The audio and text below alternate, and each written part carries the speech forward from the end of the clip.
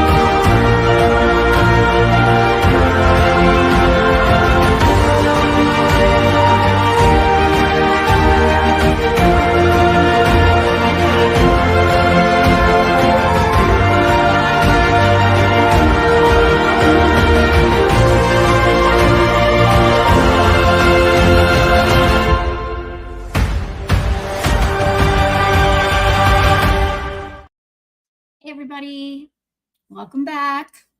Glad you're here, as usual.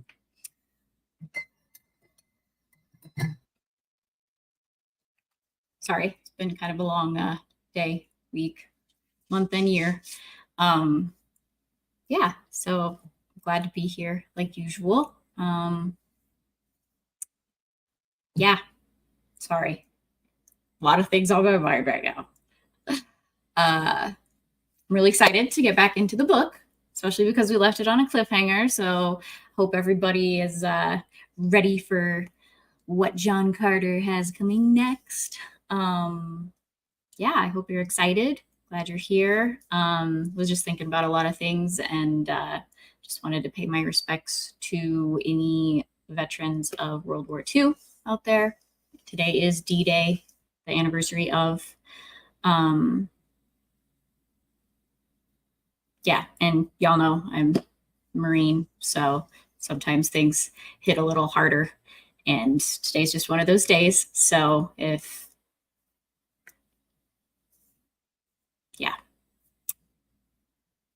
awkward. Have a lot on my mind, like I said. Guess I'll say hi to chat, and we'll move from there. Hello, Goddess. Thank you for always being here. You're awesome. Hopefully my audio is okay. For a second there, I thought it was muted, so that would have been fun. Maybe a little less awkward. Hey, Dom. I'm glad you're enjoying that. I will get to it someday. And I did see earlier in chat that you're starting to remember things, so that's good. Sometimes it is hard to remember what's going on with two different books if you're reading them at the same time. I did that with languages in college. I decided to continue taking Spanish, and they also had a Japanese class. I don't recommend doing that. Maybe just pick one language per semester if you decide to go to college, for anyone of the younger or older variety that haven't gone and plan on it. Hey, Mud Crab. Thanks for being here, as always. It's great to see you. Kel, hello, hello.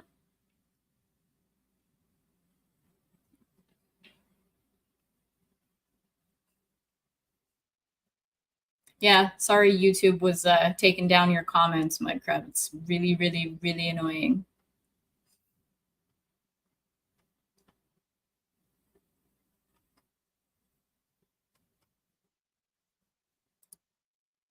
Hey, Wayfarer. Hail. Thanks for being here. You too as well. SF Gaming, thank you. Appreciate it. Oh, look, snackies. Yum. Thanks, Cliff. Appreciate you being here and always bringing the snacks.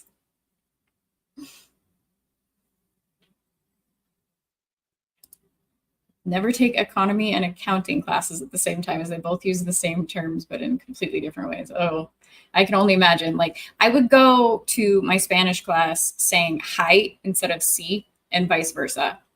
It was a terrible decision. It seriously was.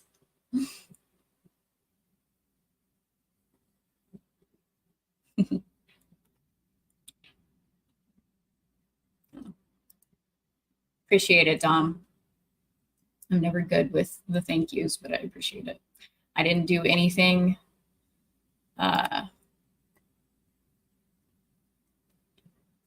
like they did today all of those years ago. But yeah, I appreciate it.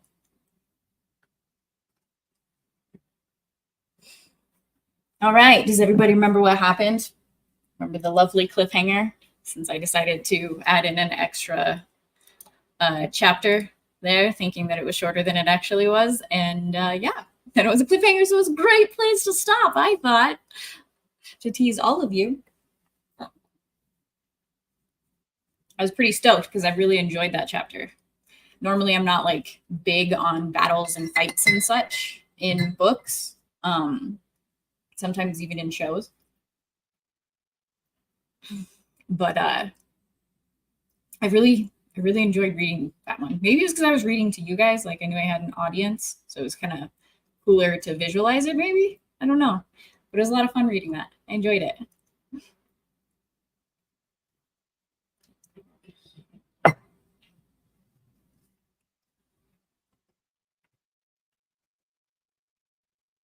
Oh yeah. That's a good way to summarize it, Legatus. I like it. The two shot each other, and then there were looks of love. I mean, technically it was more words, possibly, of interpretation that could have been like too lovey-dovey. Faye, hello, dear. Hi. Glad you're back.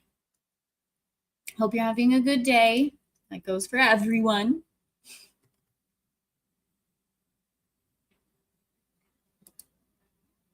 Omaha Beach is a different walk.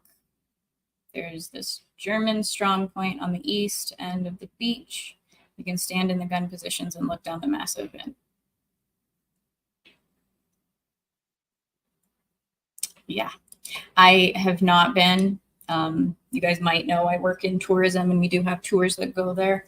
One day I will take one of those, but sometimes it's hard for me. I'm not good at like watching military based on true story type of movies and such.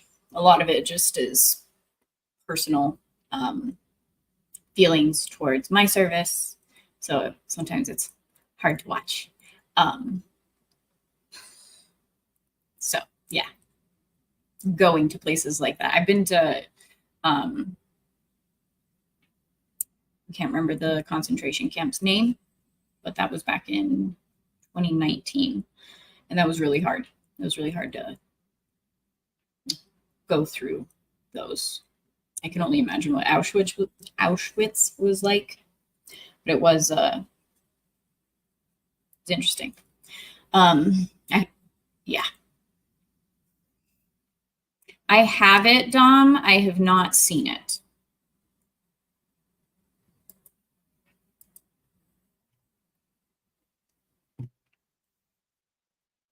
Ooh, on a happier note than my downer mood, I got my Gaia stuff in the mail. today. I was so excited. Kind of glad that I wasn't able to go to Dallas, because then it would have been delivered and I would have been gone, and then I would have been sitting here. I would have been sad. Very, very sad. So I'm excited to open that. And yeah, I wanted to tell you guys it's a lot of fun. I was really happy because I can't wait to read it. Obviously, you know who my girl is right here. Right here. Yeah. Viral moments and stuff for little old me. She's my girl, and so I've been really excited to read her book. I do have the cards from the first campaign, and I know a little bit of her background, so I'm excited to kind of see how it plays out in her first book. So yay, yay, yay.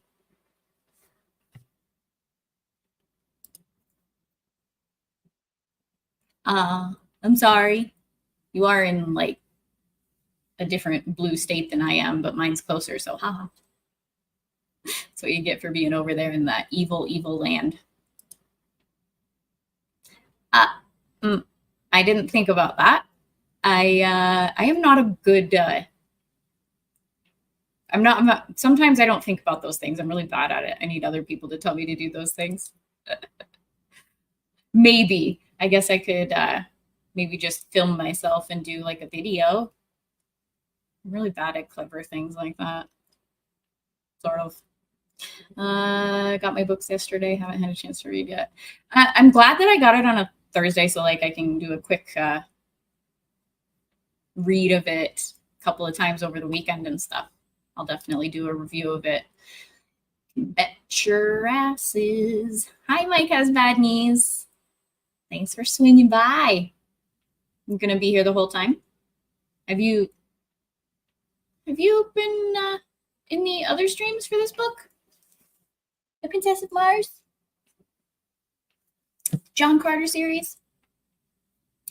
If you want to jump in, I'm perfectly happy in the middle for you to be here too for that. So glad you're here. Yeah. Oh yeah, I guess. I mean, this is my book stream. Do y'all want me to unbox stuff? I doubt it. You're here for me to read to you. That's what I'm here for today.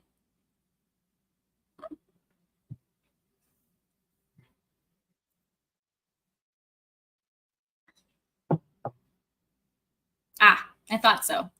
Well, this is a really fun book as well. It's not as serious, but yeah. I think I'll just read, and maybe I'll wait till this weekend, and I don't know if I'll stream it. Yeah. Maybe I'll do that for like a different one. But yes, welcome. Mike Has Bad Knees. Glad you're here.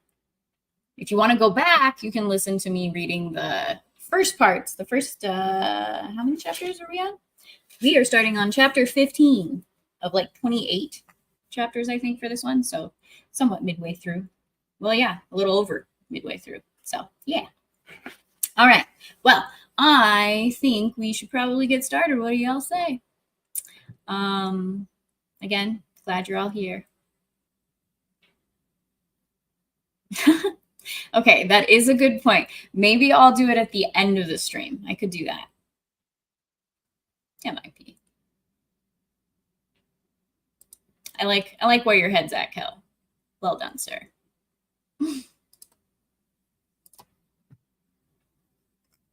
All right, let's get this show on the road, huh?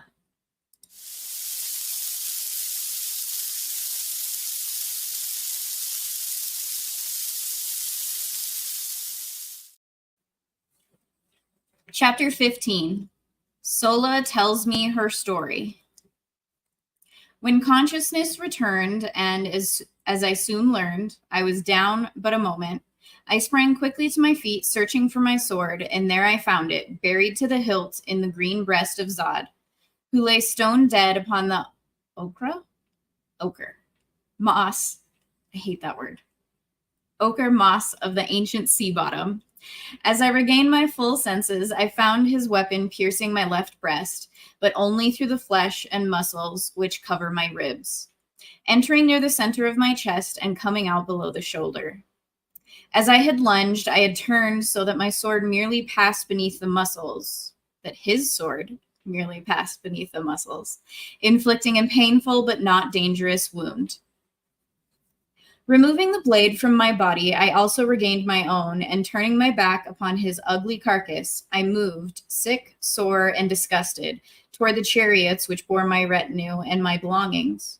A murmur of Martian applause greeted me, but I cared not for it.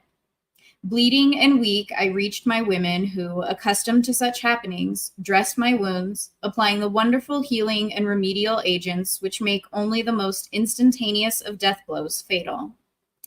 Give a Martian woman a chance, and death must take a back seat. They soon had me patched up so that, except for the weakness from loss of blood and a little soreness around the wound, I suffered no great distress from this thrust which, under earthly treatment, undoubtedly would have put me flat on my back for days.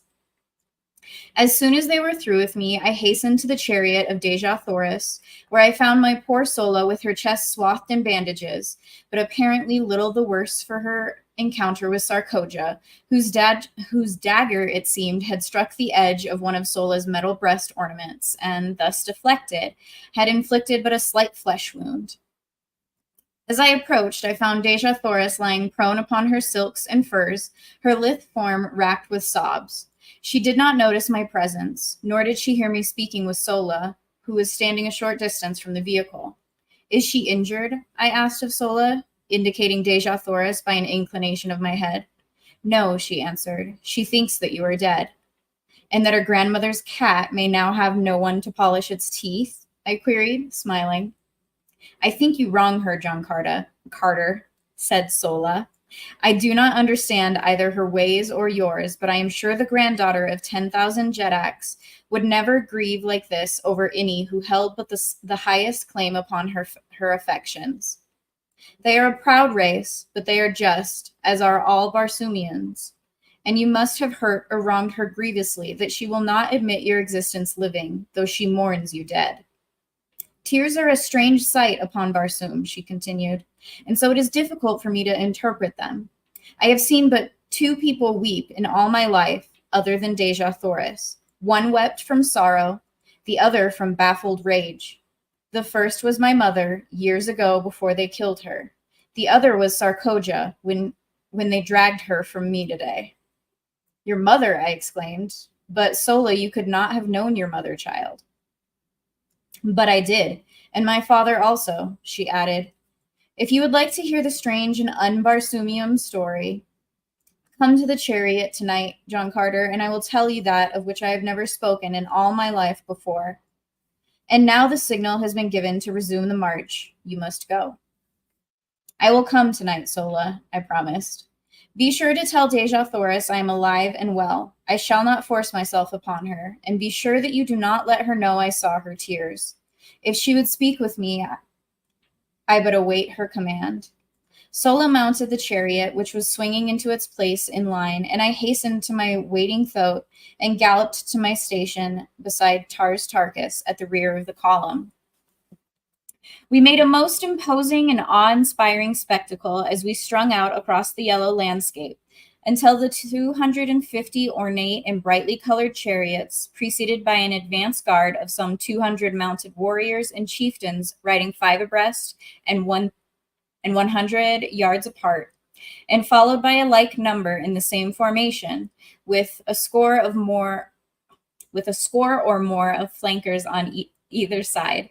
The 50 extra mastodons or heavy draft animals known as Zitadars, and the 500 or 600 extra thoats of the warriors running loose within the hollow square formed by the surrounding warriors. The gleaming metal and jewels of the gorgeous ornaments of the men and women, duplicated in the trappings of the Zitadars and thoats, and interspersed with the flashing colors of magnificent silks and furs and feathers, lent a barbaric splendor to the caravan, which would have turned an East Indian potentate green with envy. Lord, I apologize. Obviously, I'm having struggle session reading today. The enormous broad tires of the chariots and the padded feet of the animals brought forth no sound from the moss-covered sea bottom, and so we moved in utter silence like some huge phantasmagoria, except when the stillness was broken by the guttural growling of a goaded zitidar or the squealing of fighting thoats. The green Martians conversed but little, and then usually in monosyllables, low and like the faint rumbling of distant thunder.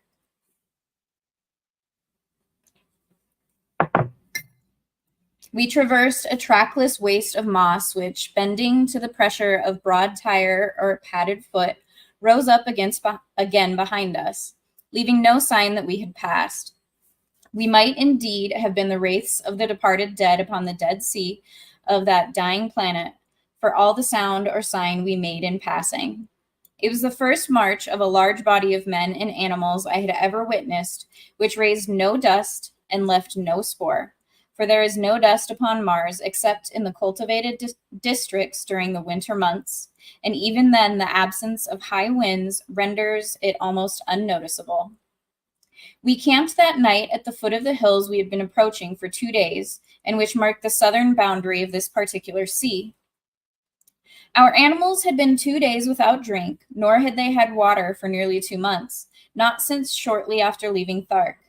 But, as Tars Tarkas explained to me, they require but little and can live almost indefinitely upon the moss which covers Barsoom, in which, he told me, holds in its tiny stems sufficient moisture to meet the limited demands of the animals. After partaking of my evening meal of cheese-like food and vegetable milk, I sought out Sola, whom I found working by the light of a torch upon some of Tars Tarkas's trappings. She looked up at my approach, and her face lighting with pleasure and with welcome. "I am glad you came," she said. "Deja Thor sleeps, and I am lonely. Mine own people do not care for me, John Carter. I am too unlike them. It is a sad fate, since I must live my life amongst them, and I often wish I were a true green Martian woman, without love and without hope. But I have known love, and so I am lost. I promise to tell you my story, or rather the story of my parents. From what I have learned of you and the ways of your people, I am sure that the tale will not seem strange to you, but among green Martians, it is no parallel within the memory of the oldest living Thark, nor do our legends hold many similar tales.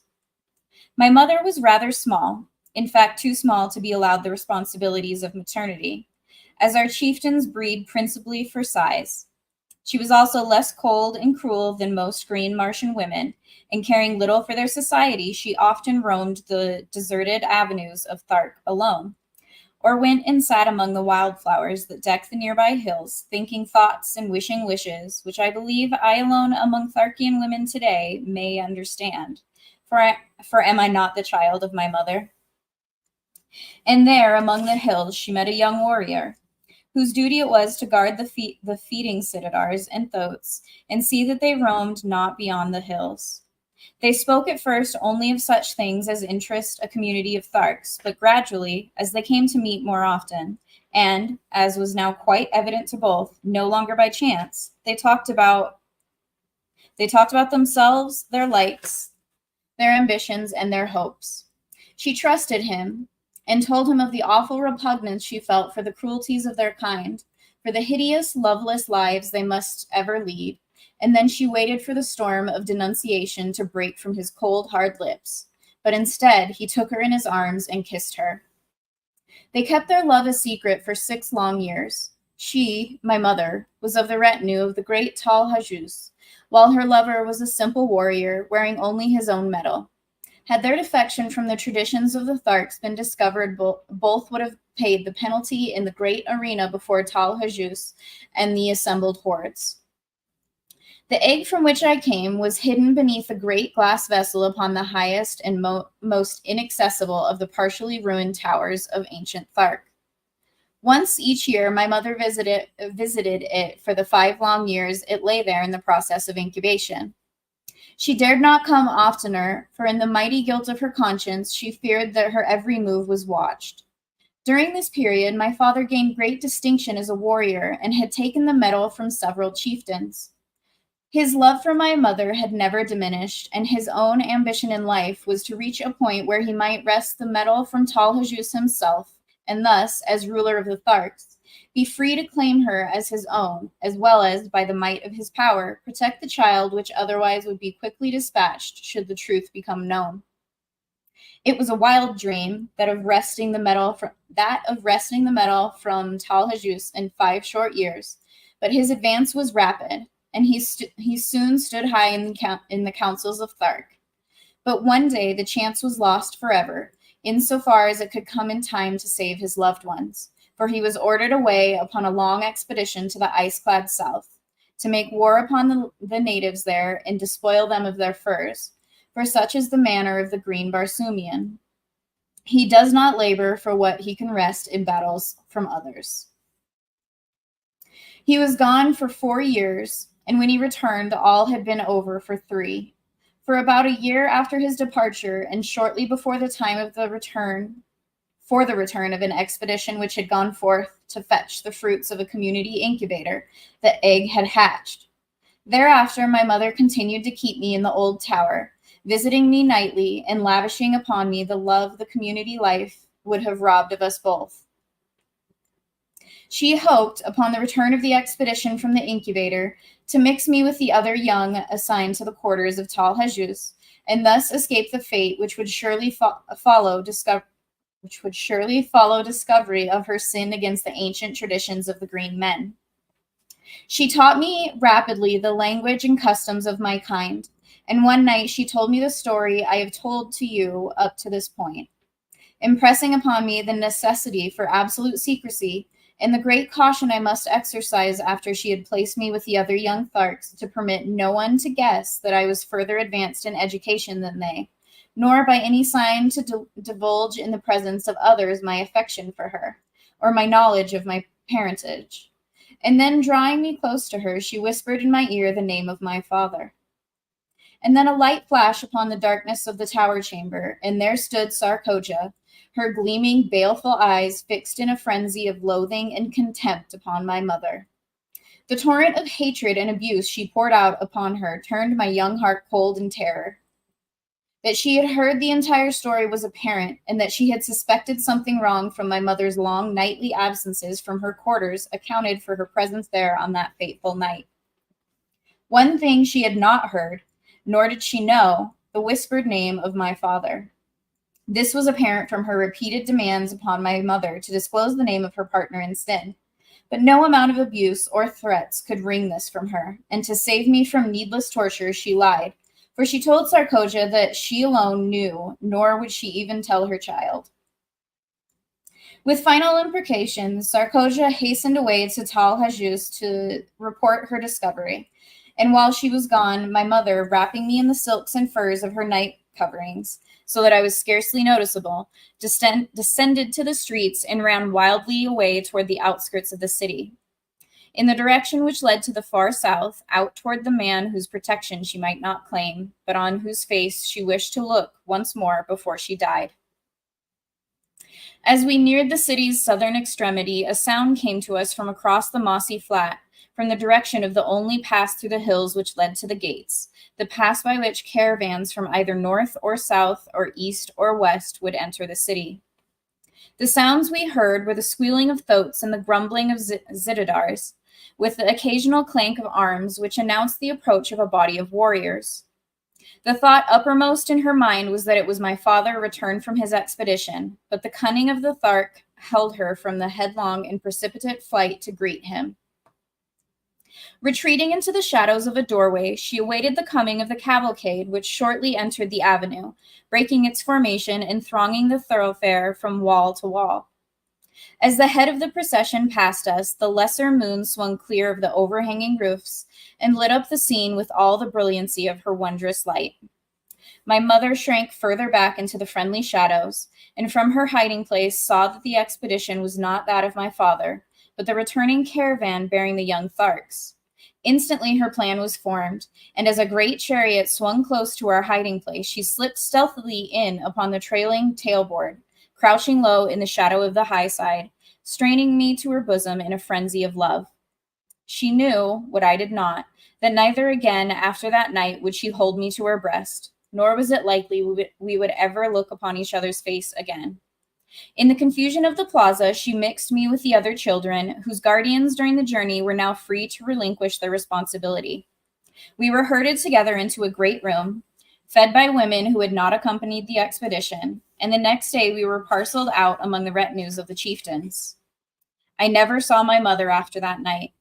She was imprisoned by Tal Hajus, and every effort, including the most horrible and shameful torture, was brought to bear upon her to wring from her lips the name of my father. But she remained steadfast and loyal, dying at last amidst the laughter of Tal Hajus and his chieftains during some awful torture she was undergoing. I learned afterwards that she told them that she had killed me to save me from a like fate at their hands, and that she had thrown my body to the white apes.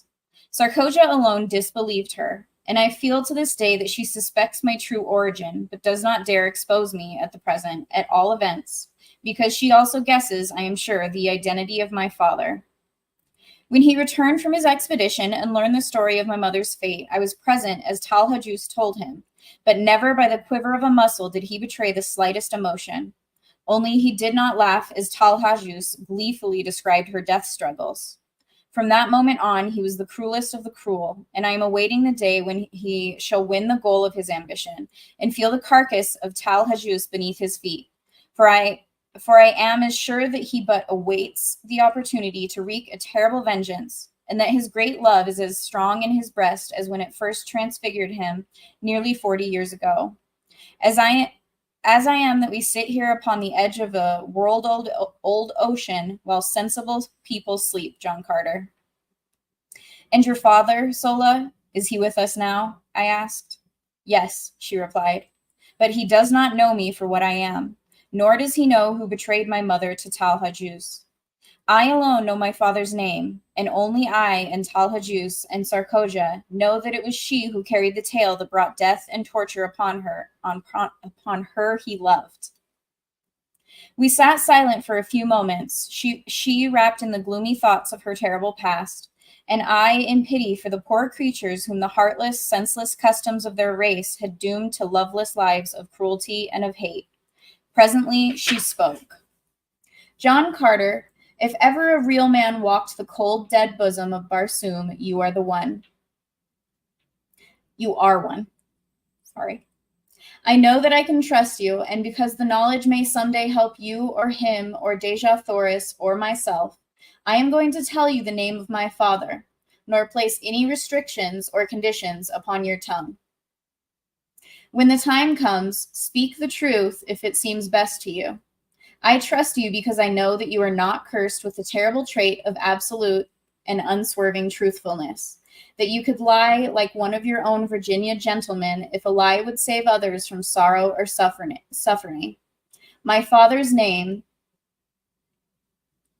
take a guess. Everybody put it in the chat. Who do you think it is if you haven't seen the movie or read the book? And then I'll tell you when I feel like it.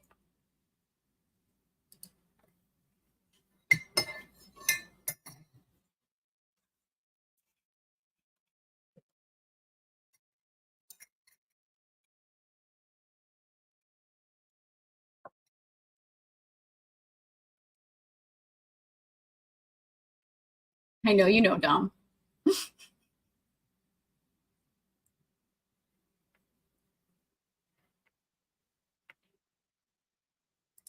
Listen here, Mud Crab. Just because Sam isn't here to support you doesn't mean you have to start shit. Hey, Prof, how's it going? Glad you're here. Clinton as well, hello. How are you?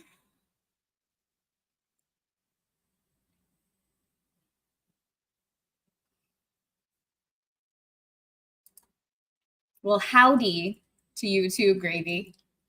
Thanks for coming by.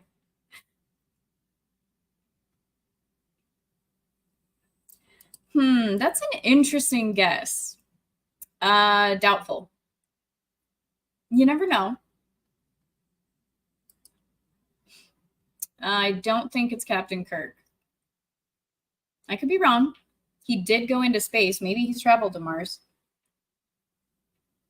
I don't think anyone wanted that plot twist to be seen at all.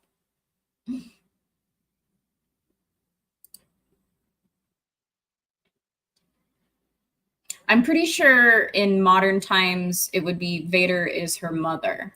I could be wrong. You let me know.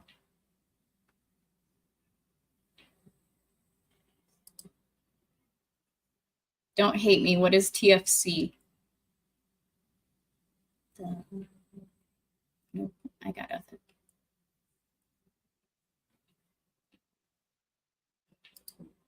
Yeah, it is very different. I don't know if we were talking last time about it or maybe in the chat after last time. It's fun to see how they change things for the book. I don't know which one I like better though. I'll have to think on it. Yes, I did, Prop.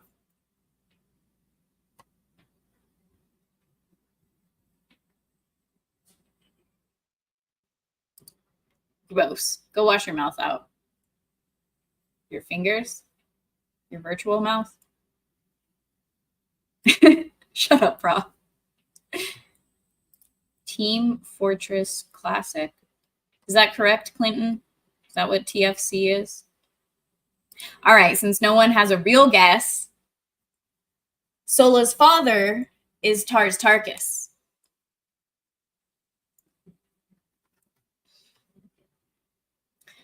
That's interesting, Dom. I'm actually leaning more towards liking it better in the movie. But I don't like I'm not completely sold on that.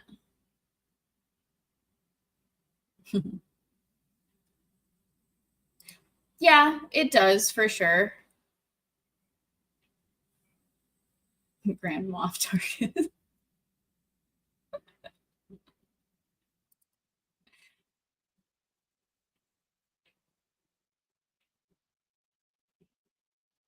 What was it last time we went over that I liked better in the movie? Maybe I should search my comments.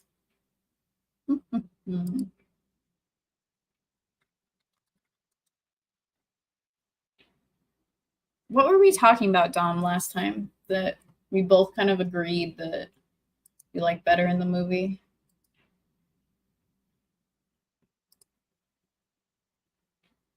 Ah, yes. Yes, yes. How he gets to Mars. I do appreciate that more. And maybe that's only because I had never read the book when I first watched the movie. It's very possible that that's why I like it better. But I don't know.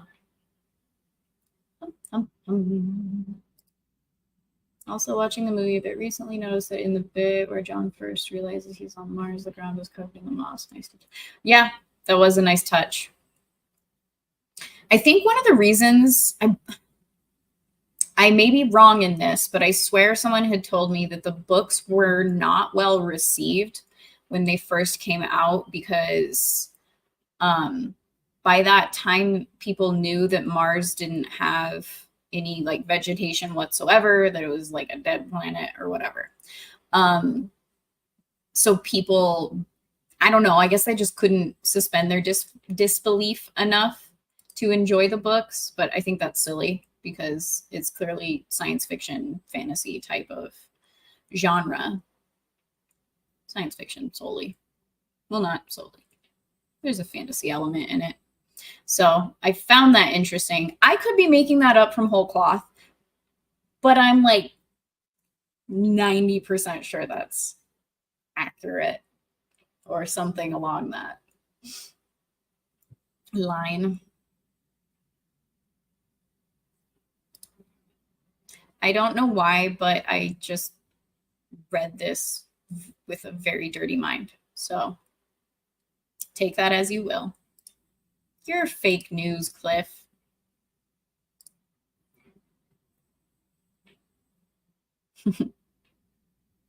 Yes, it is indeed. It's always fun how close sci-fi and fantasy come to each other.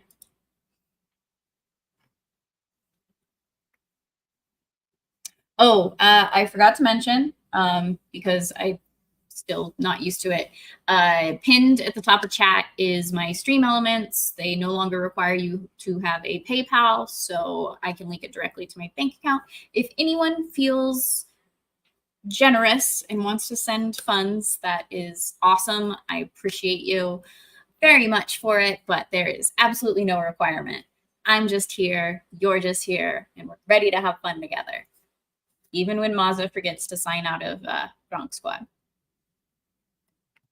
Hello. Unless it's Lethal or Skirmy or someone else. I don't know if Cream can log into it or not. But hello and welcome. Thanks for lurking, my friend. Appreciate you.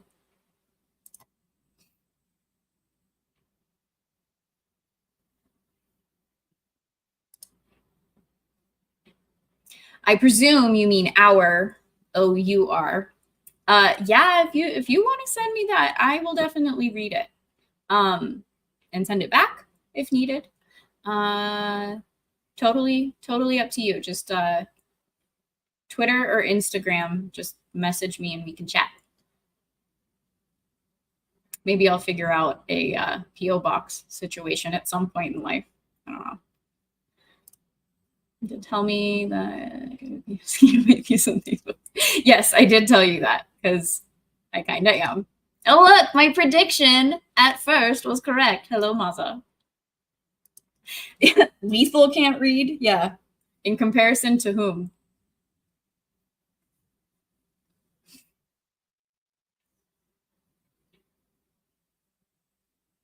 Rock on, Mud. Sounds good. What the hell is a throne account? I have no idea what that is. See, I'm not so good at like the social media thingies. My hair right now is very faded, like bluish green. Thank you very much, Mazza.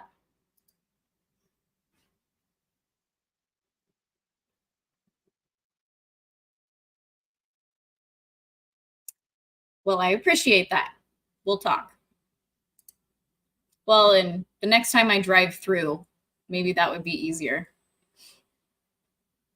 Oh, MSK, hello. Don't hi me. Just say hi. Do you know how much I hate the word It's not even a word. It's terrible. Bad habit. Shut up, Mazza. Wish list, people can send stuff. Oh, well, I don't know. I always feel weird doing stuff like that. Y'all are awesome to even suggest it. No, it's not cotton candy blue. It's kind of like a seafoam green. Seafoam. See? Seafoam.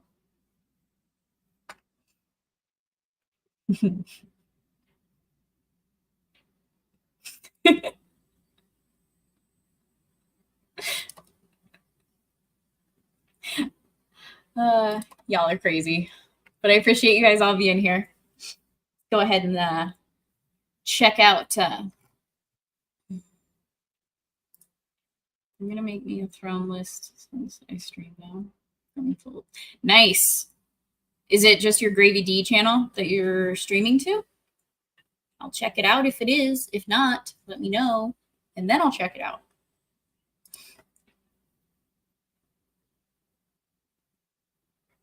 Oh. Well, I'm good then, if that is the case.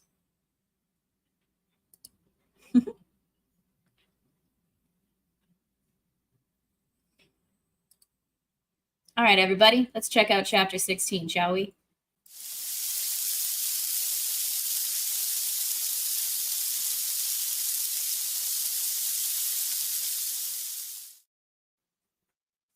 Chapter 16, we plan escape.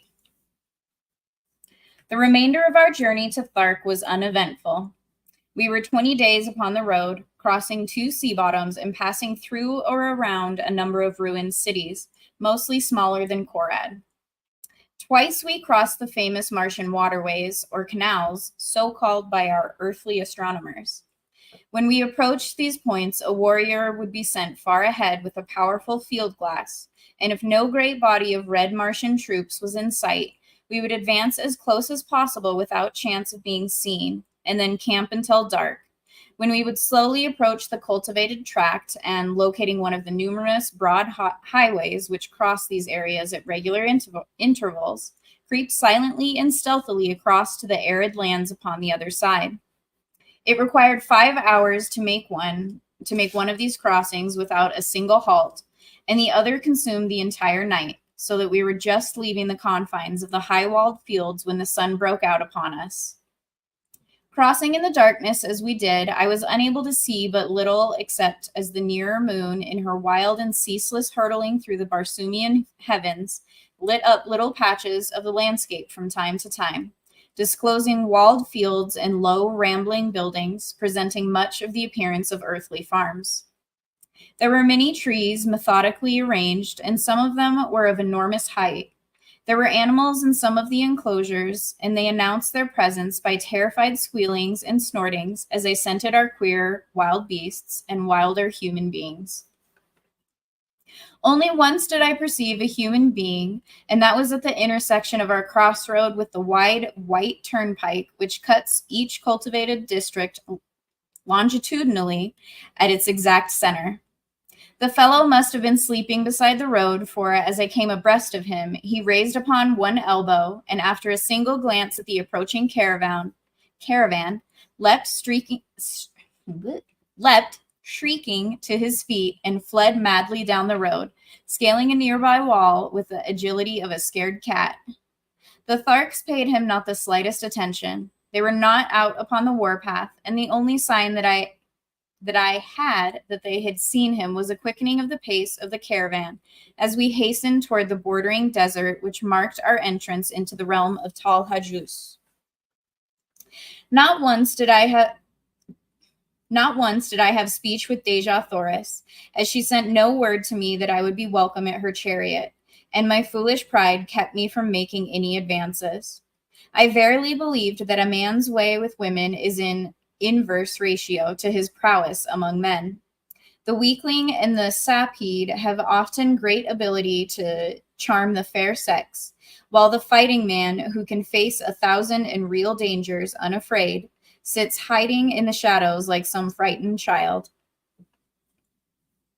Just 30 days after my advent upon Barsoom, we entered the ancient city of Thark, from whose long-forgotten people this horde of green men have stolen even their name. The hordes of Thark number some 30,000 souls and are divided into 25 communities. Each community has its own Jed and lesser chieftains, but all are under the rule of Tal Hajus, Jeddak of Thark. 5 communities make their headquarters at the city of Thark, and the balance are scattered among other deserted cities of ancient Mars throughout the district claimed by Tal Hajus. We made our entry into the great central plaza early in the afternoon. There were no enthusiastic, friendly greetings for the returned expedition. Those who chanced to be in sight spoke the names of warriors or women with whom they came in direct contact, in the formal greeting of their kind. But when it was discovered that they brought 2 captives, a greater interest was aroused, and Deja Thoris and I were the centers of inquiring groups. We were soon assigned to new quarters, and the balance of the day was devoted to settling ourselves to the changed conditions. My home now was upon an avenue leading into the plaza from the south, the main artery down which we had marched from the gates of the city. I was at the far end of the square and had an entire building to myself. The same grandeur of architecture which was so noticeable a characteristic of Korad was in evidence here, only, if that were possible, on a larger and richer scale. My quarters would have been suitable for housing the greatest of earthly emperors, but to these queer creatures, nothing about a building appealed to them but its size and the enormity of its chambers. The larger the building, the more desirable, and so Tal Hajus occupied what must have been an enormous public building, the largest in the city, but entirely unfitted for residence purposes. The next largest was reserved for Lorquas Tamil, the next for the Jed of a lesser rank, and so on to the bottom of the list of 5 Jeds. The warriors occupied the buildings with the chieftains to those retinues they belonged, or, if they preferred, sought shelter among any of the thousands of tenanted buildings in their own quarter of town, each community being assigned a certain section of the city. The selection of building had to be made in accordance with these divisions, except insofar as the Jeds were concerned, they all occupying edifices which fronted upon the plaza. When I had finally put my house in order, or rather seen that it had been done, it was near sunset, and I hastened out with the intention of locating Sola and her charges, as I had determined upon having speech with Deja Thoris and trying to impress on her the necessity of our at least patching up a truce until I could find some way of aiding her to escape. I searched in vain until the upper rim of the great sun was just disappearing behind the horizon, and then I spied the ugly head of Woola peering from a second-story window on the opposite side of the street where I was quartered, but nearer the plaza. Without waiting for a further invitation, I bolted up the winding runway which led to the second floor, and entering a great chamber at the front of the building, was greeted by the frenzied Woola, who threw his great carcass upon me, nearly hurling me to the floor. The poor old fellow was so glad to see me that I thought he would devour me, his head split from ear to ear, showing his 3 rows of tusks in his hobgoblin smile. Quieting him with a word of command and a caress, I looked hurriedly through the approaching gloom for a sign of Deja Thoris, and then, not seeing her, I called her name. There was an answering murmur from the far corner of the apartment, and with a couple of quick strides, I was standing beside her where she crouched among the furs and silks upon an ancient carved wooden seat. As I waited, she rose to her full height, and looking me straight in the eye, said, "What would Dotar Sojat, Thark of Deja Thoris, his captive?" Deja Thoris, I do not know how I have angered you. It was furthest from my desire to hurt or offend you, whom I had hoped to protect and comfort. Have none of me if it is your will, but that you must aid me in effecting your escape, if such a thing is possible, is not my request, but my command. When you are safe once more at your father's court, you may do with me as you please, but from now on until that day, I am your master, and you must obey and aid me.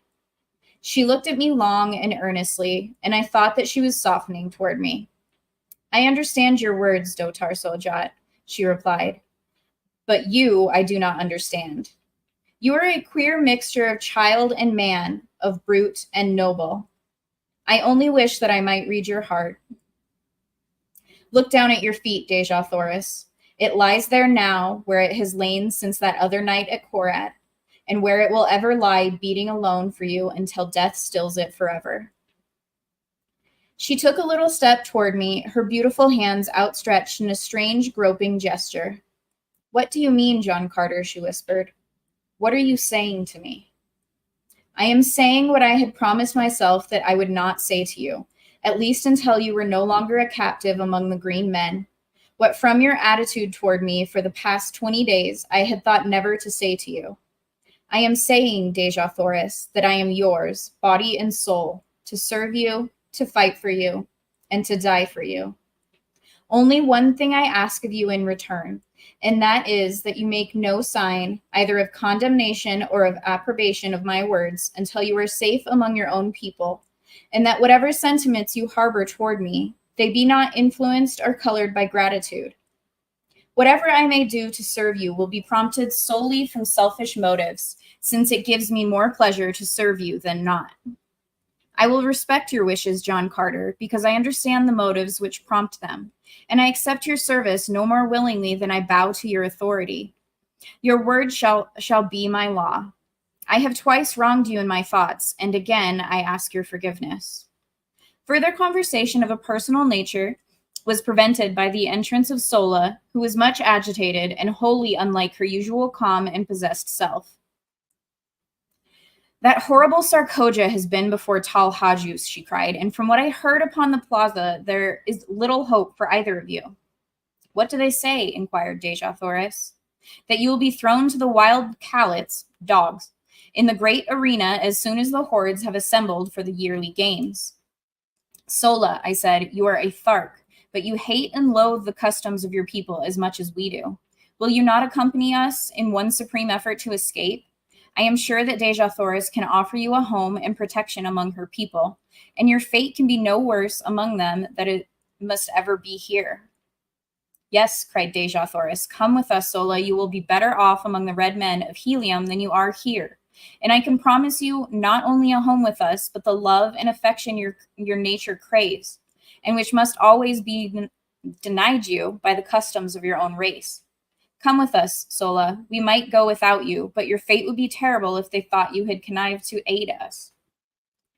I know that even that fear would not tempt you to interfere in our escape, but we want you with us. We want you to come to a land of sunshine and happiness, amongst a people who know the meaning of love, of sympathy, and of gratitude. Say that you will, Sola. Tell me that you will. The great waterway which leads to Helium is but 50 miles to the south, murmured Sola, half to herself. A swift thoat might make it in 3 hours, and then to Helium it is 500 miles, most of the way through thinly settled districts. They would know and they would follow us. We might hide among the great trees for a time, but the chances are small indeed for escape. They would follow us to the very gates of Helium, and they would take toll of life at every step. You do not know them. Is there no other way we might reach Helium? I asked. Can you not draw me a rough map of the country we must traverse, Deja Thoris?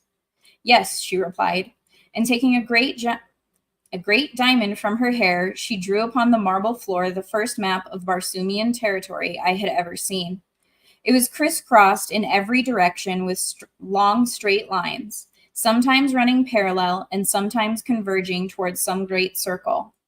The lines, she said, were waterways, the circles, cities, and one far to the northwest of us she pointed out as Helium. There were other cities closer, but she said she feared to enter many of them, as they were not all friendly toward Helium. Finally, after studying the map carefully in the moonlight which now flooded the room, I pointed out a waterway far to the north of us, which also seemed to head to Helium. Does not this pierce your grandfather's territory? I asked. Yes, she answered, but it is 200 miles north of us. It is one of the waterways we crossed on the trip to Thark. They would never suspect that we would try for that distant waterway, I answered, and that is why I think it is the best route for our escape. Sola agreed with me, and it was decided that we should leave Thark this same night, just as quickly, in fact, as I could find and saddle my thoats. Sola was to ride one, and Deja Thoris and I the other, each of us carrying a sufficient food and drink to last us for 2 days, since the animals could not be urged too rapidly for so long a distance. Ooh. All right, it's picture time. She drew upon the marble floor the first map of Barsoomian territory I had ever seen.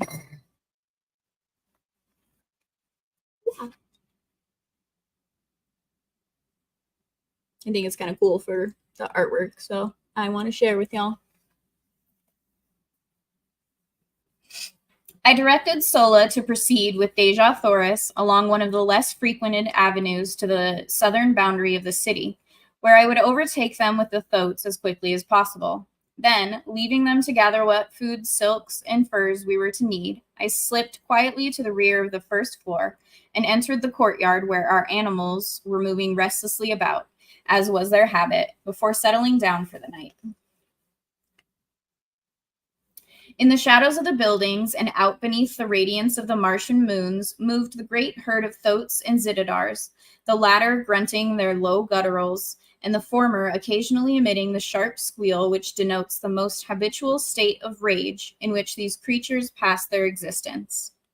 They were quieter now, owing to the absence of man, but as they scented me, they became more restless, and their hideous noise increased. It was risky business, this entering a paddock of thoats alone and at night. First, because their increasing noisiness might warn the nearby warriors that something was amiss, and also because for the slightest cause, or for no cause at all, some great bull thoat might take it upon himself to lead a charge upon me. Having no desire to awaken their nasty tempers upon such a night as this, where so much depending upon secrecy and dispatch, I hugged the shadows of the buildings, ready at an instant's warning to leap into the safety of a nearby door or window. Thus I moved silently to the great gates, which opened upon the street at the back of the court, and as I neared the exit, I called softly to my 2 animals. How I thanked the kind Providence which had given me the foresight to win the love and confidence of these wild, dumb brutes. For presently, from the far side of the court, I saw 2 huge bulks forcing their way toward me through the surging mountains of flesh. They came quite close to me, rubbing their muzzles against my body and nosing for the bits of food it was always my practice to reward them with. Opening the gates, I ordered the 2 great beasts to pass out, and then slipping quietly after them, I closed the portals behind me.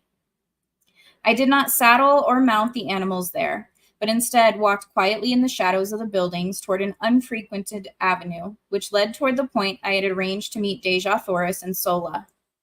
With the noiselessness of disembodied spirits, we moved stealthily along the deserted streets. But not until we were within sight of the plain beyond the city did I commence to breathe freely. I was sure that Sola and Deja Thoris would find no difficulty in reaching our rendezvous undetected. But with my great thoughts, I was not so sure for myself, as it was quite unusual for warriors to leave the city after dark.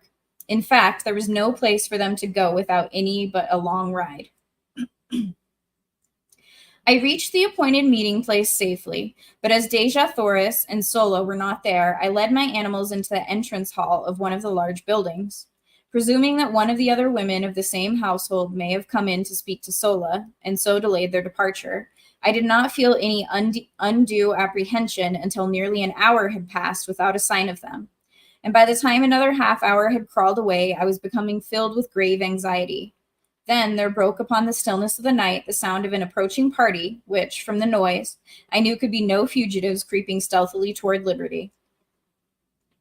Soon the party was near me, and from the black shadows of my entranceway, I perceived a score of mounted warriors who, in passing, dropped a dozen words that fetched my heart clean into the top of my head. He would likely have arranged to meet them just without the city, and so I heard no more. They had passed on, but it was enough. Our plan had been discovered, and the chances for escape from now on to the fearful end would be small indeed. My one hope now was to return undetected to the quarters of Deja Thoris and learn what fate had overtaken her. But how to do it with these great monstrous thoughts upon my hands, now that the city probably was aroused by the knowledge of my escape, was a problem of no mean proportions. Suddenly, an idea occurred to me, and acting on my knowledge of the construction of the buildings of these ancient Martian cities with a hollow court within the center of each square, I groped my way blindly through the dark chambers, calling the great thoats after me. They had difficulty in negotiating some of the doorways, but as the buildings fronting the city's principal exposures were all designed upon a magnificent scale, they were able to wriggle through without sticking fast.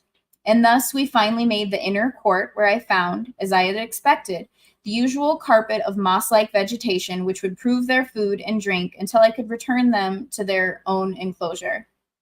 That they would be as quiet and contented here as elsewhere, I was confident, nor was there but the remotest possibility that they would be discovered, as the green men had no great desire to enter these outlying buildings, which were frequented by the only thing I believe which caused them the sensation of fear, the great white apes of Barsoom. Removing the saddle trappings, I hid them just within the rear doorway of the building through which we had entered the court, and turning the beasts loose, quickly made my way across the court to the rear of the buildings upon the further side, and thence to the avenue beyond. Waiting in the doorway of the building until I was assured that no one was approaching, I hurried across to the opposite side and through the first doorway to the court beyond. Thus, crossing through court after court with only the slight chance of detection which the necessary crossings of the avenues entailed, I made my way in safety to the courtyard in the rear of Deja Thoris's quarters. Here, of course, I found the beasts of the warriors who quartered in the adjacent buildings, and the warriors themselves I might expect to meet within if I entered. But fortunately for me, I had another and safer method of reaching the upper story, where Deja Thoris should be found. And after first determining as nearly as possible which of the buildings she occupied, for I had never observed them before from the court side, I took advantage of my relatively great strength and agility and sprang upward until I grasped the sill of a second-story window, which I thought to be in the rear of her apartment. Drawing myself inside the room, I moved stealthily toward the front of the building, and not until I had quite reached the doorway of her room was I made aware by voices that it was occupied. I did not rush headlong in, but listened without to assure myself that it was Deja Thoris and that it was safe to venture within. It was well indeed that I took this precaution, for the conversation I heard was in the low gutturals of men, and the words which finally came to me proved a most timely warning. The speaker was a chieftain, and he was giving orders to 4 of his warriors. And when he returns to his chamber, he was saying, as he surely will when he finds she does not meet him at the city's edge, you 4 are to spring upon him and disarm him. It will require the combined strength of all of you to do it if the reports they bring back from Korad are correct. When you have him fast bound, bear him to the vaults beneath the Jedak's quarters and chain him securely where he may be found when Tal Hajus wishes him. Allow him to speak with none, nor permit any other to enter this apartment before he comes. There will be no danger of the girl returning, for by this time she is safe in the arms of Tal Hajus, and may all her ancestors have pity upon her, for Tal Hajus will have none. The great Sarkoja has done a noble knight's work. I go, and if you fail to capture him when he comes, I commend your carcasses to the cold bosom of Is. Damn. Plans thwarted. Did anybody expect them to get out so cleanly and quickly after arriving?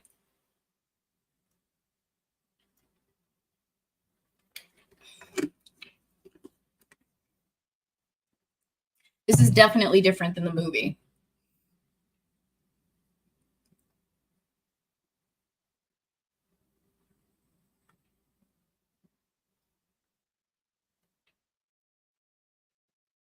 Hey, John. What's up? Glad to see you here. Also, nice jacket today. I appreciated it a lot more than the woman's one that I normally see. Tris! Hi, hon. I like your profile picture.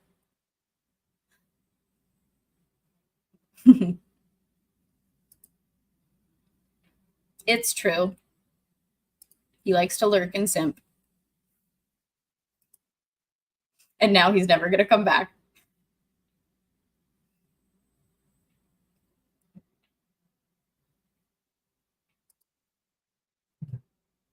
Who threw its fur ball at Carter?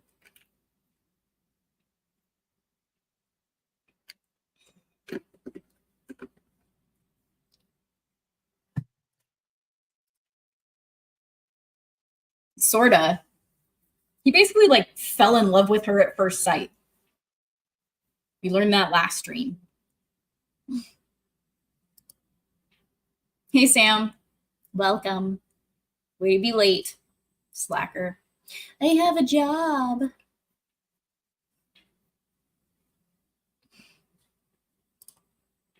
I am too. You're sort of divided on having pictures and novels. Sometimes they have this old school charm. Sometimes they break me out as they look different to how I see the characters. I can see that. I don't know if you've looked up the different covers for these books specifically, but there's a bunch of different ones. And it kind of is like the eye of the beholder, what they look like. I'm always going to picture, not Kit Harington. What's the guy's name? John Carter, the one who plays John Carter in the movie. Shit. He was in the Terminal List.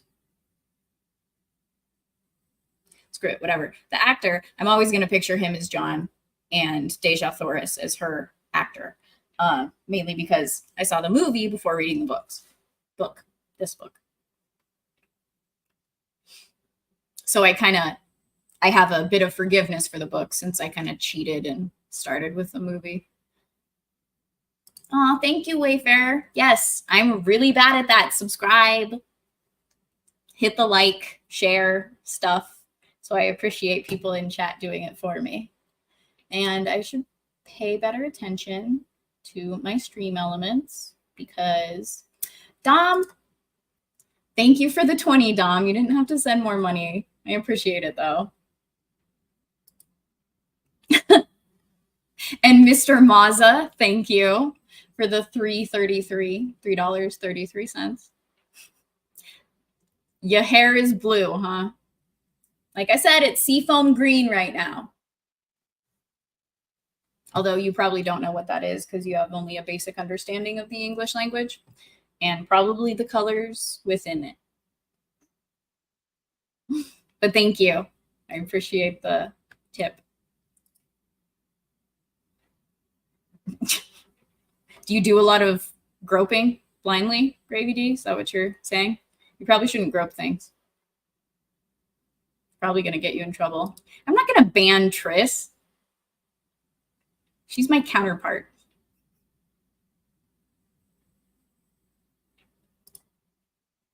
Are you talking about Sarkoja? She's an evil cunt. Really annoys me. She's evil in the movie, and she's even more so in the book. She is insane. Woola has been protecting the ladies as ordered by John Carter. Yeah, Mazza, telling me to shut up is really going to work on my own stream. You have a lot of control over that. Yep. Thanks, Legatus. It doesn't matter. Do you know how old my Harley jacket is? That is significantly better than Mazza's. Canadian tuxedos. Yeah, I'm definitely going to ban John. Sure.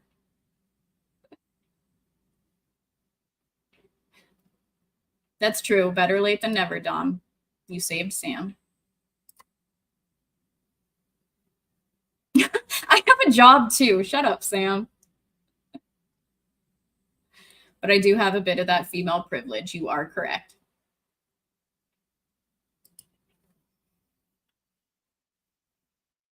Yes, through hate we love. I haven't heard that in a while.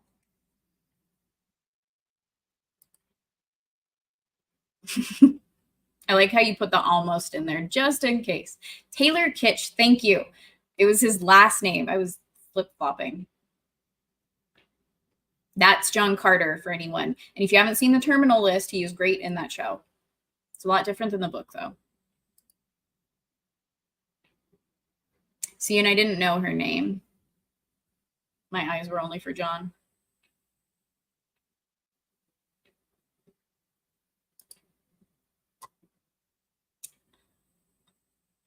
I'll allow this opinion, but I don't know if I've seen Lethal's jacket or remember it. Hey, your average Patriot nerd. Where are you trucking to now? You guess you missed what? You're here. I'm streaming. It's still live. I appreciate you.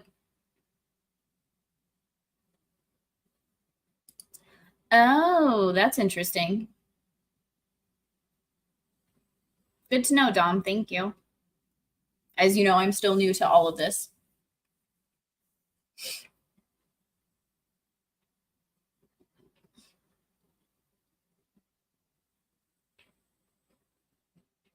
Oh, good Lord. I love the jacket arguments in chat right now. Hey, Paul. What's up? Or what's up?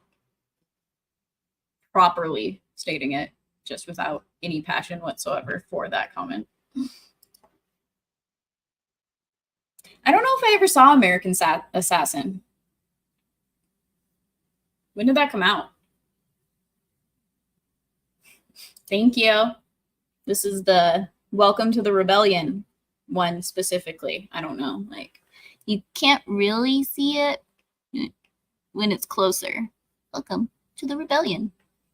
Jay's merch. Shut up, Mazza.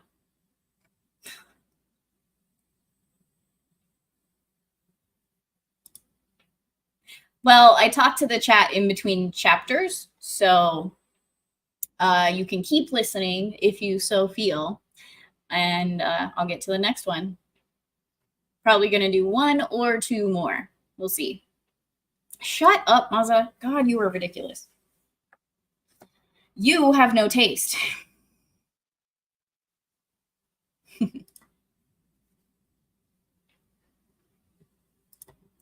That was so very long ago, Sam. American Assassin. I guess I can add that to my list of movies that I need to get to.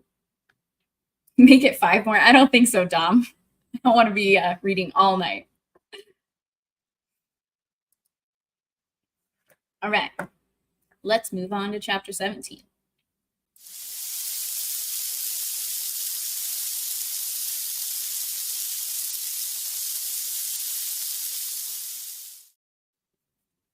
Chapter 17, A Costly Recapture. As the speakers ceased, he turned to leave the apartment by the door where I was standing, but I needed to wait no longer. I had heard enough to fill my soul with dread, and stealing quietly away, I returned to the courtyard by the way I had come. My plan of action was formed upon the instant, and crossing the square and the bordering avenue upon the opposite side, I soon stood within the courtyard of Tal Hajus. The brilliantly lighted apartments of the first floor told me where first to seek, and advancing to the windows, I peered within. I soon discovered that my approach was not to be the easy thing I had hoped, for the rear rooms bordering the court were filled with warriors and women. I then glanced up at the stories above, discovering that the third was apparently unlighted, and so decided to make my entrance to the building from that point. It was the work of but a moment for me to reach the windows above, and soon I had drawn myself within the sheltering shadows of the unlighted third floor. Fortunately, the room I had selected was untenanted, and creeping noiselessly to the corridor beyond, I discovered a light in the apartments ahead of me. Reaching what appeared to be a doorway, I discovered that it was but an opening upon an immense inner chamber, which towered from the first floor, 2 stories below me, to the dome-like roof of the building, high above my head. The floor of this great circular hall was thronged with chieftains, warriors, and women. And at one end was a great raised platform upon which squatted the most hideous beast I had ever put my eyes upon. He had all the cold, hard, cruel, terrible features of the green warriors, but accentuated and debased by the animal passions to which he had given himself over for many years. There was not a mark of dignity or pride upon his bestial countenance, while his enormous bulk spread itself out upon the platform where he squatted like some huge devilfish, his 6 limbs accentuating the similarity in a horrible and startling manner. But the sight that froze me with apprehension was that of Deja Thoris and Sola standing there before him, and the fiendish leer of him as he let his great protruding eyes gloat upon the lines of her beautiful figure. She was speaking, but I could not hear what she said, nor could I make out the low grumbling of his reply. She stood there erect before him, her head high held, and even at the distance I was from them, I could read the scorn and disgust upon her face as she let her haughty glance rest without sign of fear upon him. She was indeed the proud daughter of 1,000 Jedaks, every inch of her dear, precious little body. So small, so frail beside the towering warriors around her, but in her majesty dwarfing them into insignificance. She was the mightiest figure among them, and I verily believe that they felt it. Presently, Tal Hajus made a sign that the chamber be cleared, and that the prisoners be left alone before him. Slowly, the chieftains, the warriors, and the women melted away into the shadows of the surrounding chambers, and Deja Thoris and Sola stood alone before the Jeddak of the Tharks.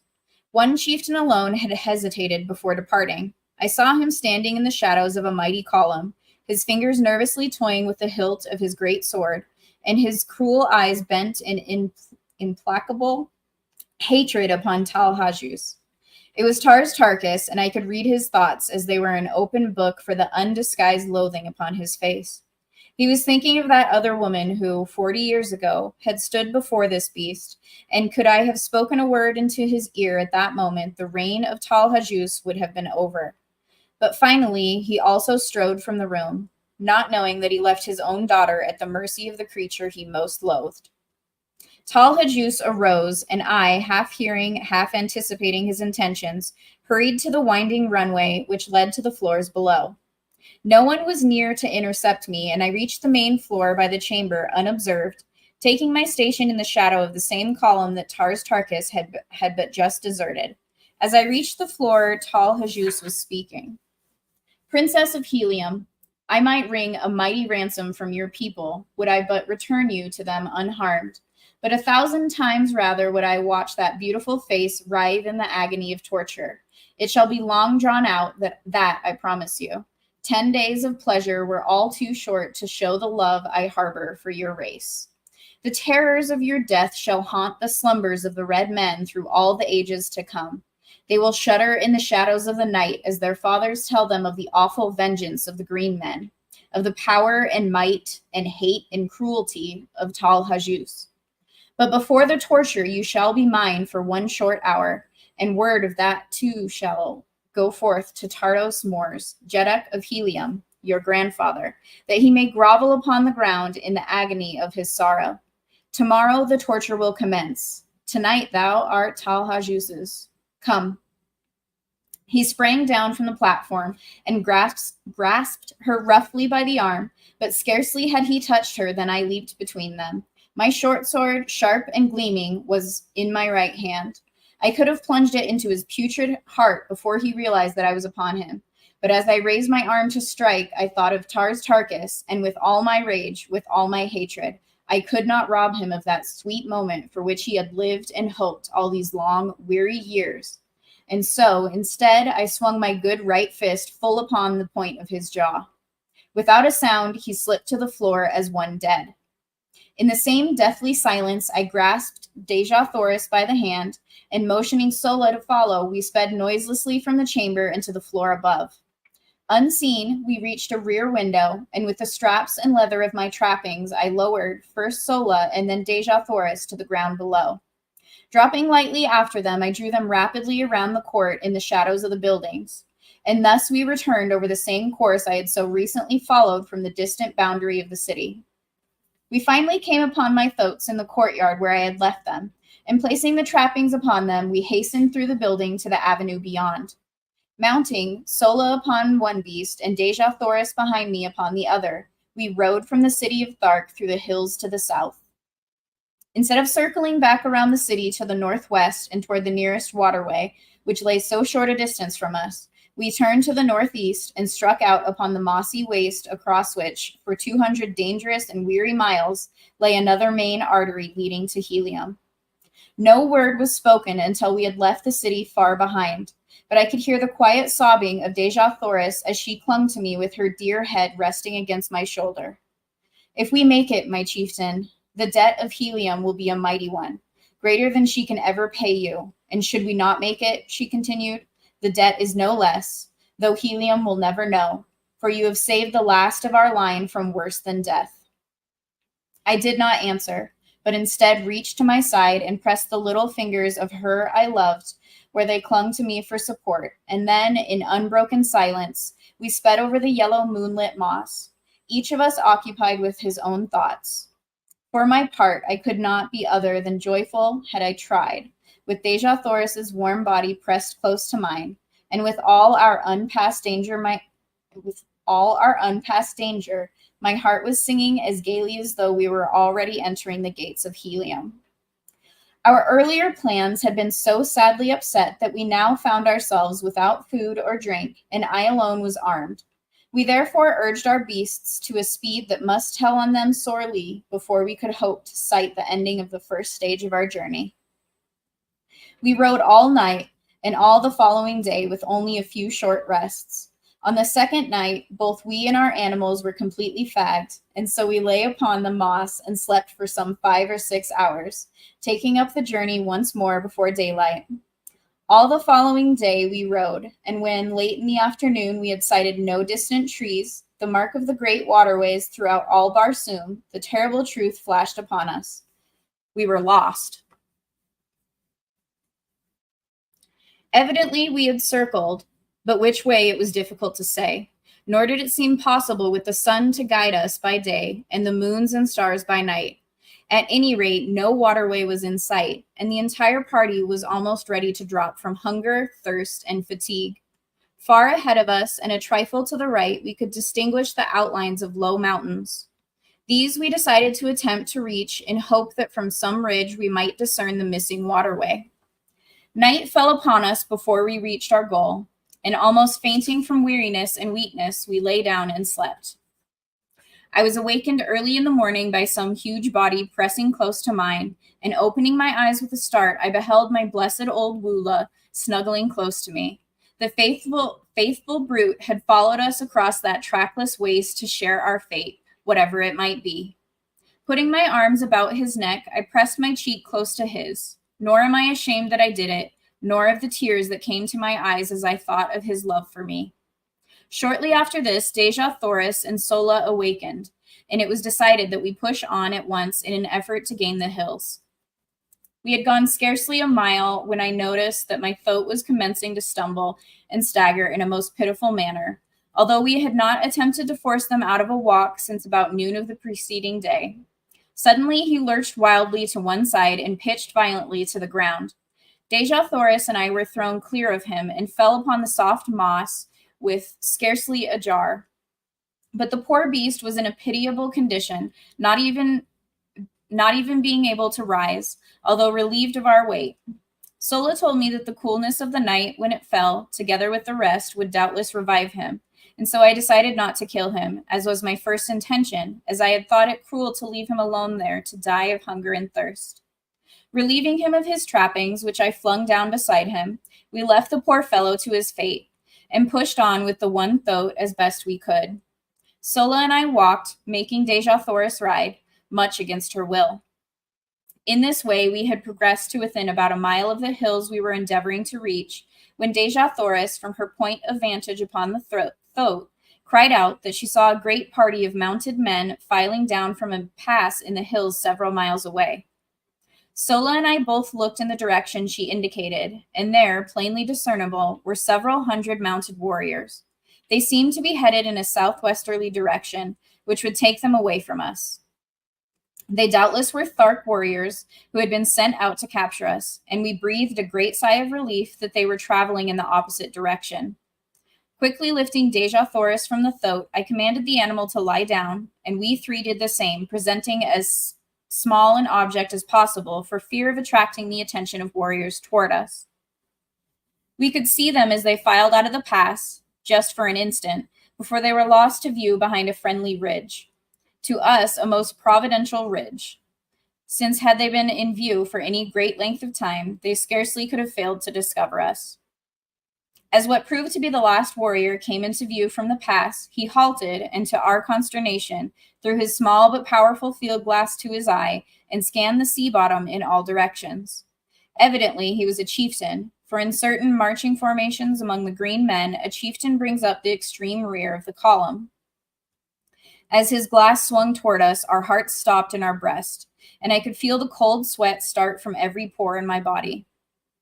Presently, it swung full upon us and stopped. The tension in our nerves was near the breaking point, and I doubt if any of us breathed for the few moments he held us covered by his glass. And then he lowered it, and we could see him shout a command to the warriors who had passed from our sight behind the ridge. He did not wait for them to join him, however. Instead, he wheeled his thoat and came tearing madly in our direction. There was but one slight chance, and that we must take quickly. Raising my strange Martian rifle to my shoulder, I sighted and touched the button which controlled the trigger. There was a sharp explosion as the missile reached its goal, and the charging chieftain pitched backward from his flying mount. Springing to my feet, I urged the thoat to rise and directed Sola to take Deja Thoris with her upon him and make a mighty effort to reach the hills before the green warriors were upon us. I knew that in the ravines and gullies they might find a temporary hiding place, and even though they died there of hunger and thirst, it would be better so than that they fell into the hands of the Tharks. Forcing my 2 revolvers upon them as a slight means of protection and as a last resort, as an escape for themselves from the horrid death which recapture would surely mean, I lifted Deja Thoris in my arms and placed her upon the thoat behind Sola, who had already mounted at my command. Goodbye, my princess, I whispered. We may meet in Helium yet. I have escaped from worse plights than this, and I tried to smile as I lied. What, she cried, are you not coming with us? How may I, Deja Thoris? Someone must hold these fellows off for a while, and I can better escape them alone than could the three of us together. She sprang quickly from the thoat, and throwing her dear arms about my neck, turned to Sola, saying with quiet dignity, Fly, Sola. Deja Thoris remains to die with the man she loves. Those words were engraved upon my heart. Ah, gladly would I give up my life 1,000 times could I only hear them once again. But I could not then give even a second to the recapture of her sweet embrace, and pressing my lips to hers for the first time, I picked her up bodily and tossed her to her seat behind Sola again, commanding the latter in peremptory tones to hold her there by force, and then, slapping the thoat upon the flank, I saw them borne away, Deja Thoris struggling to the last to free herself from Sola's grasp. Turning, I beheld the green warriors mounting the ridge and looking for their chieftain. In a moment they saw him, and then me. But scarcely had they discovered me than I commenced firing, lying flat upon my belly in the moss. I had an even 100 rounds in the magazine of my rifle, and another 100 in the belt at my back. And I kept up a continuous stream of fire until I saw all of the warriors who had been first to return from behind the ridge, either dead or scurrying to cover. My respite was short-lived, however, for soon the entire party, numbering some 1,000 men, came charging into view, racing madly toward me. I fired until my rifle was empty and they were almost upon me, and then a glance showing me that Deja Thoris and Sola had disappeared among the hills, I sprang up, throwing down my useless gun, and started away in the direction opposite to that by Sola and her charge. If ever Martians had an exhibition of jumping, it was granted those astonished warriors on that day long years ago. But while it led them away from Deja Thoris, it did not distract their attention from endeavoring to capture me. They raced wildly after me until finally my foot struck by a projecting piece of quartz, and down I went sprawling upon the moss. As I looked up, they were upon me, and although I drew my longsword in an attempt to sell my life as dearly as possible, it was soon over. I reeled beneath their blows, which fell upon me in perfect torrents. My head swam, all was black, and I went down beneath them to oblivion. Y'all are going to kill me. 2 cliffhangers in a row?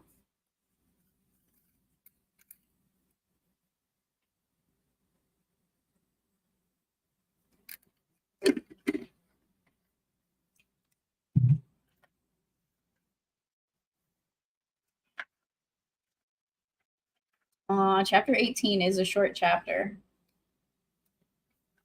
We'll see if I'm nice. Doubtful, though.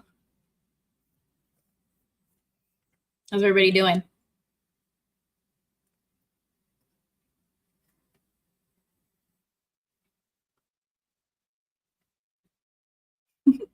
Arguing in chat, I see. Well, if you've only just listened to that chapter, you've missed 16. This is part 4, so you've got 3 streams to catch up. Have you ever seen the movie?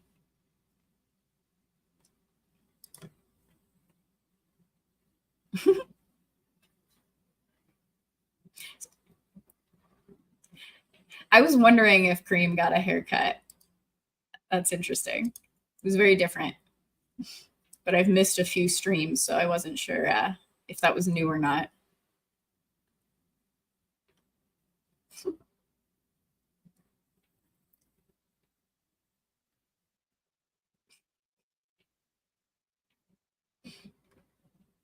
You definitely manage yours better than Cream did, John. Although you're getting kind of gay in chat. Layer it, tame the roots, and use a lightweight volumizer. You do more to your hair than I do to mine.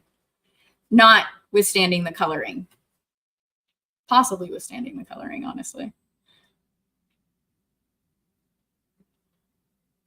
Hello, Wade. Did I miss you? Did I skip over you saying hi? My bad. Or maybe the LOL was the high. Thanks for being here, man.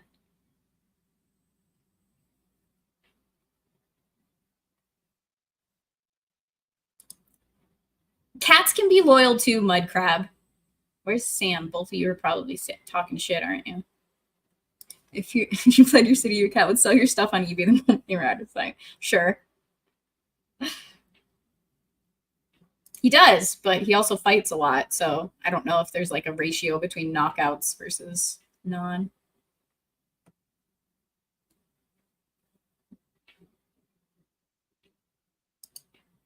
What if I don't want to do one more? I feel like that's a good spot to end it on.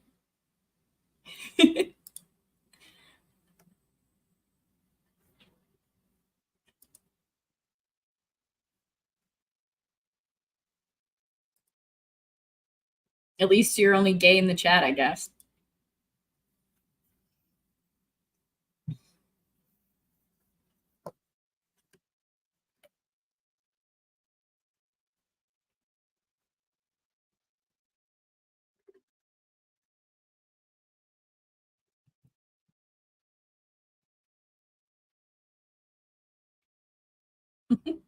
Oh, all right, all right.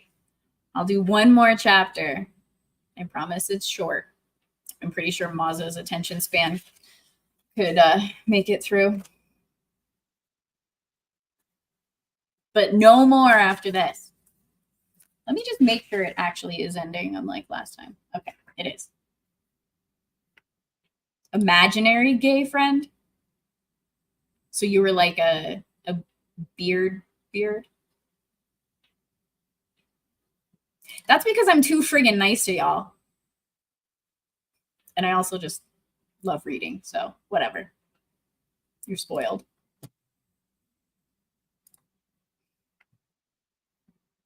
And away we go.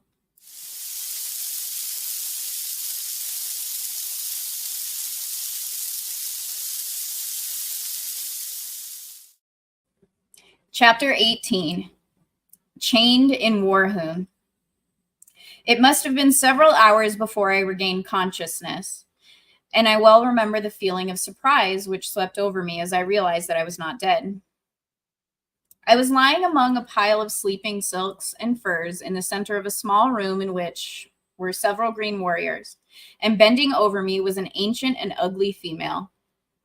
As I opened my eyes, she turned to one of the warriors, saying, "He will live, O Jed." "'Tis well," replied the one so addressed, rising and approaching my couch. "He should render rare sport for the great games."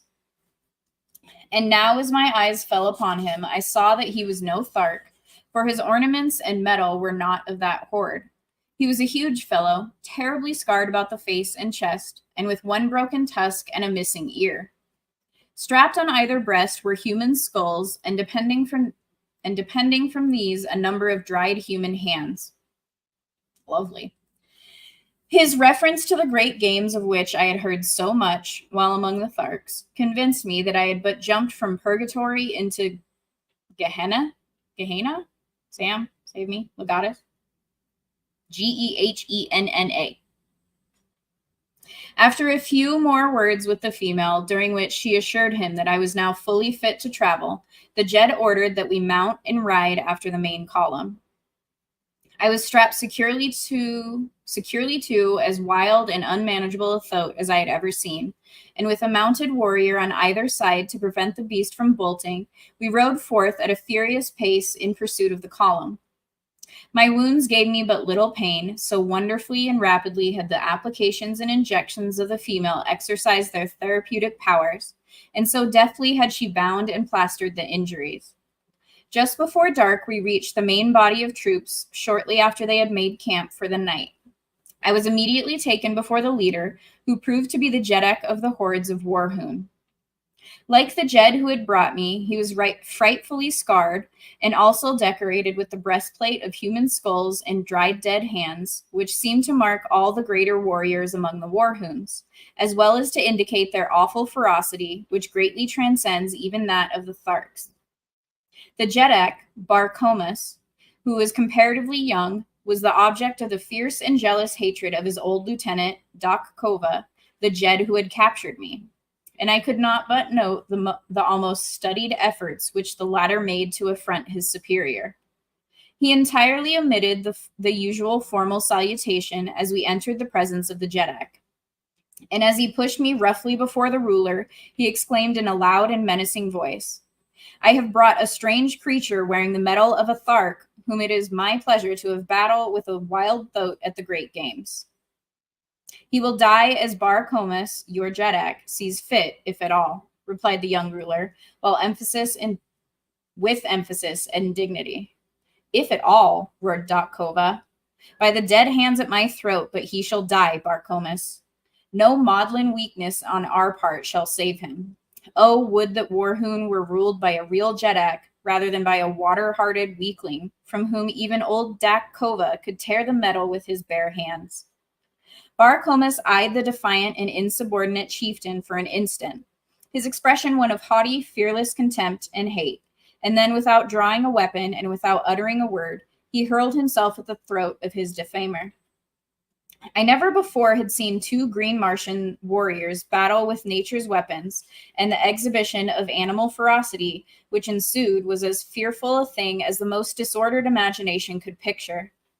They tore at each other's eyes and ears with their hands, and with their gleaming tusks repeatedly slashed and gored until both were cut fairly to ribbons from head to foot. Bar Comus had much the better of the battle, as he was stronger, quicker, and more intelligent. It soon seemed that the encounter was done, saving only the final death thrust, when Bar Comus slipped in, breaking away from a clinch. It was the one little opening that Dak Kova needed, and hurling himself at the body of his adversary, he buried his single mighty tusk in Bar Comus's groin, and with a last powerful effort, ripped the young Jeddak wide open the full length of his body, the great tusk finally wedging in the bones of Bar Comus's jaw. Victor and vanquished rolled limp and lifeless upon the moss, a huge mass of torn and bloody flesh. Bar Comus was stone dead, and only the most Herculean efforts on the part of Dak Kova's females saved him from the fate he deserved. 3 days later, he walked without assistance to the body of Bar Comus, which, by custom, had not been moved from where it fell, and placing his foot upon the neck of his erstwhile ruler, he assumed the title of Jeddak of Warhoon. The dead Jeddak's hands and head were removed to be added to the ornaments of his conqueror, and then his women cremated what remained, amid wild and terrible laughter. The injuries to Dak Kova had delayed the march so greatly that it was decided to give up the expedition, which had a raid upon a small Thark community in retaliation for the destruction of the incubator, until after the Great Games, and the entire body of warriors, 10,000 in number, turned back toward Warhoon. My introduction to these cruel and bloodthirsty people was but an index to the scenes I witnessed almost daily while with them. They are a smaller horde than the Tharks, but much more ferocious. Not a day passed, but that some members of the various Warhoon communities met in deadly combat. I have seen as high as 8 mortal duels within a single day. We reached the city of Warhoon after some 3 days' march, and I was immediately cast into a dungeon and heavily chained to the floor and walls. Food was brought me at intervals, but owing to the utter darkness of the place, I do not know whether I lay there days or weeks or months. It was the most horrible experience of all my life, and that my mind did not give way to the terrors of that inky blackness has been a wonder to me ever since. The place was filled with creeping, crawling things. Cold, sinuous bodies passed over me when I lay down, and in the darkness I occasionally caught glimpses of gleaming, fiery eyes fixed in horrible intentness upon me. No sound reached me from the world above, and no word would my jailer vouchsafe when my food was brought to me, although I at first bombarded him with questions. Finally, all the hatred and maniacal loathing for these awful creatures who had placed me in this horrible place was centered by my tottering reason upon this single emissary who represented to me the entire horde of Warhoons. I had noticed that he always advanced with his dim torch to where he could place the food within my reach, and as he stooped to place it upon the floor, His head was about on a level with my breast.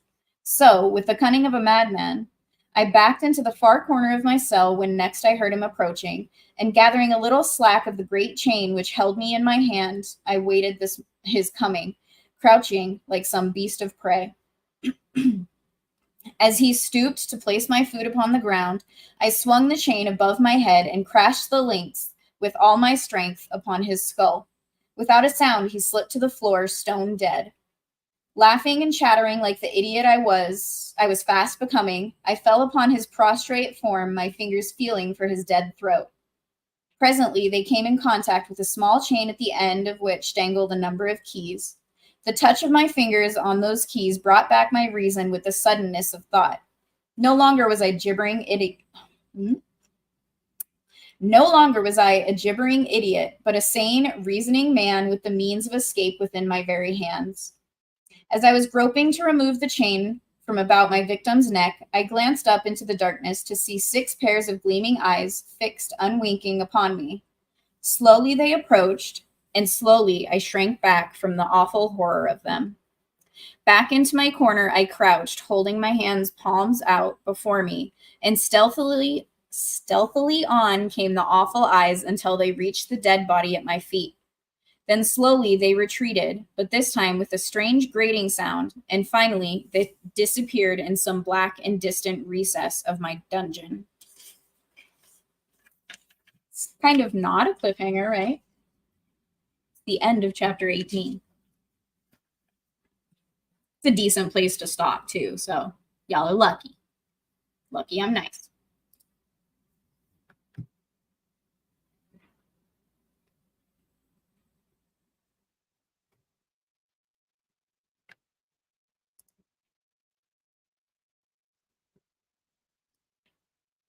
Oh Lord. Sorry, chat skipped on me. That was really weird. You're welcome, Dom. Maybe I should skip over this one too. What do you think, Sam? It's a terrible, awful comment. I would never suppress facts. I suppress fiction when I feel like it. And that's what I did today.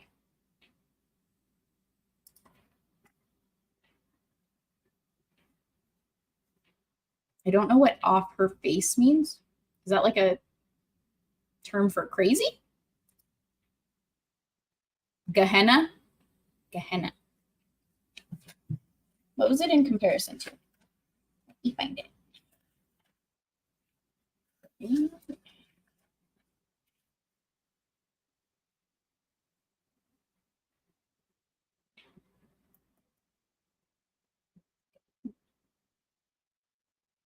Okay, Tharks convinced me that I had but jumped from purgatory into Gehenna, which is a place or state of misery. Thank you, Legatus. I knew between the two of you, y'all would figure it out for me. Ragnarok, Armageddon, Apocalypse. Oh, thank you. Yeah, that's what it would seem. Yeah, some food. Gross. No, it's a decent place to end, Dom. I think it's fine.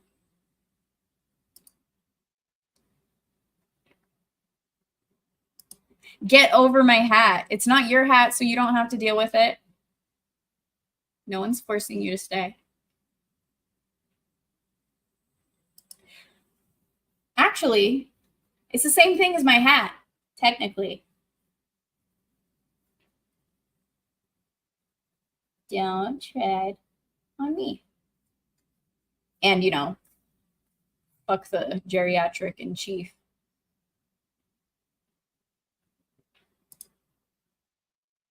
He's probably more favorable to Blabs's hat, I'm sure.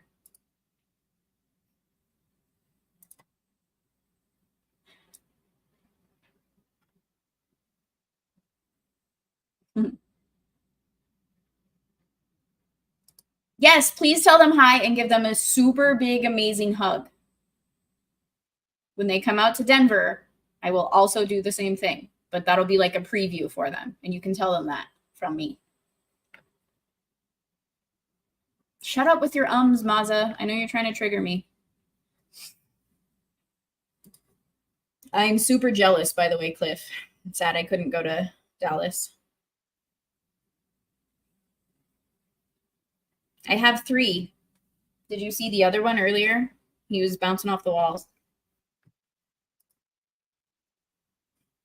The one that just walked past is Ace. The one that's right here that you can't see is Coulson, like Agent Coulson, James Tiberius Skywalker. I adopted him from a friend who couldn't take care of him anymore, and I did not change his name. And then the other one is Snow.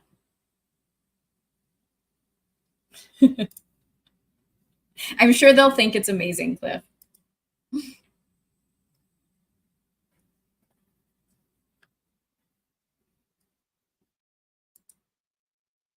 Maybe for you, Maza. I'll take it.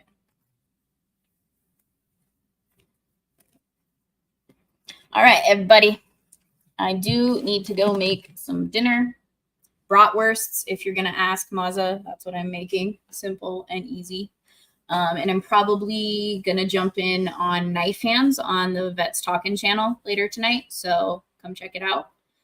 Yeah, we're going to be talking all this fun stuff, you know, going on in the world every Thursday.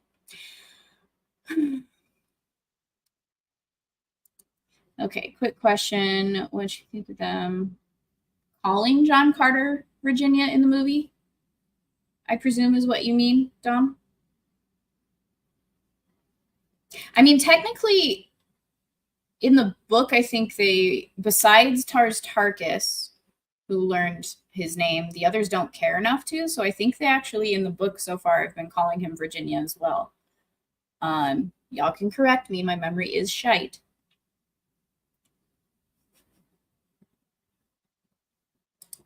Night, Gravy. Thanks for staying, listening. I know you want more Legatus. I'm sorry. I do need to go, though. So, as Sam says, good night.